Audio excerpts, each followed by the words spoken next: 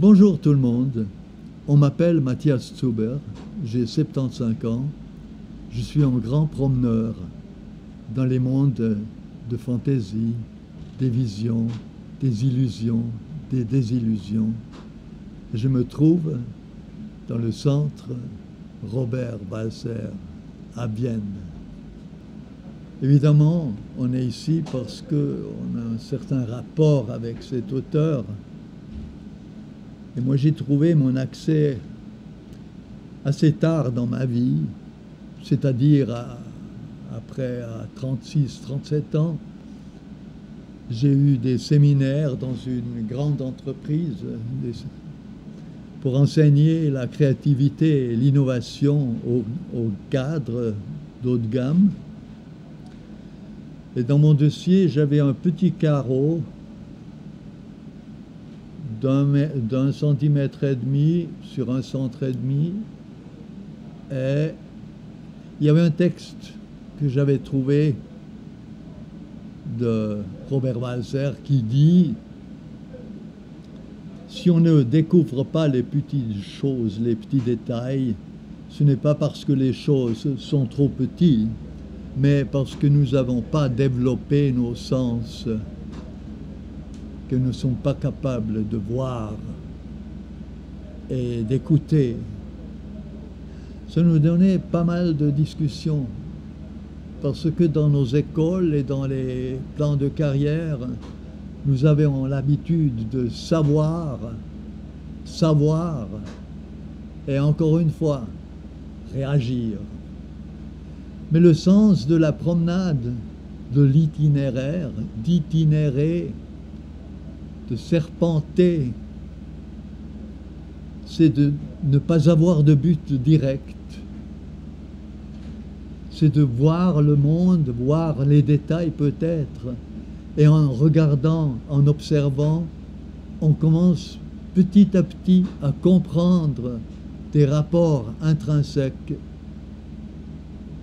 Par exemple, j'ai vécu ça avec les nombres, les chiffres donc, en mathématiques. J'ai commencé à transformer des chiffres qui, de prime abord, n'avaient rien ensemble, en commun. Je les ai mis en rapport, comme en musique, on met quelques tons, l'intervalle, un par rapport à l'autre, qui donne la musique. Et les chiffres rapprochés, assemblés, nous donnent des compositions géométriques inouïes.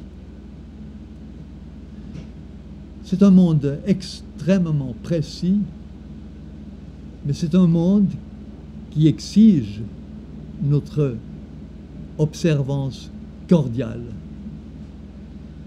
l'intuition. Je vais montrer un détail, par exemple. Oh, il y a beaucoup de patriotes qui se promènent en été avec les drapeaux suisses. Hélas, drapeau suisse, bière et je ne sais pas quoi. Mais le drapeau suisse, c'est une chose extraordinaire. C'est une proportion qui se retrouve dans les temples grecs, dans le temple de Salomon, dans l'architecture de Gizeh en Égypte. C'est la proportion 5 à 6. Et cette proportion, j'ai découvert un jour que c'est 5 à 6. Cette proportion rouge nous donne dans ce cercle le énéagramme, donc l'étoile à 9 rayons. Et c'est voilà qu'on peut voir que dans cette proportion 5 à 6, il y a des merveilles cachées, il y a des merveilles qui nous surprennent. Par exemple, je fais une promenade, et voilà, dans le peu de temps qui nous reste, je ne vais pas expliquer ce que j'ai fait, mais je peux vous montrer ce que j'ai vu est ce que vous pouvez voir vous-même maintenant.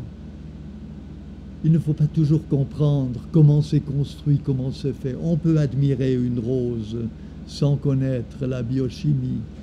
On peut écouter une symphonie merveilleuse, la symphonie fantastique par exemple, sans connaître les notes, sans connaître la théorie de musique.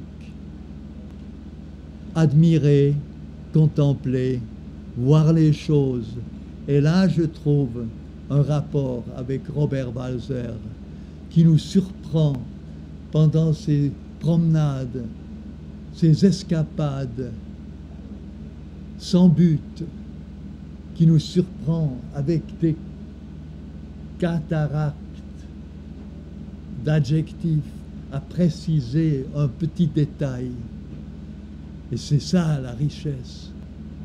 C'est ça la richesse des mathématiques finalement. C'est pour ça que la seule science aujourd'hui universitaire qui utilise encore le mot beau, beauté, ce sont les mathématiques. Et vous avez vu, on a peu de temps pour une vie très profonde. Avec Robert Walser, on a la chance d'avoir ses livres, on peut les lire, relire, et si on relit un texte 5 ans plus tard, on redécouvre tout un autre texte. C'est ça l'émerveillement de la lecture de Robert Walser.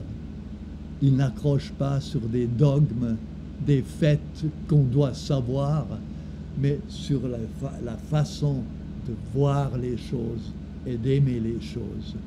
Et je vous souhaite une bonne journée.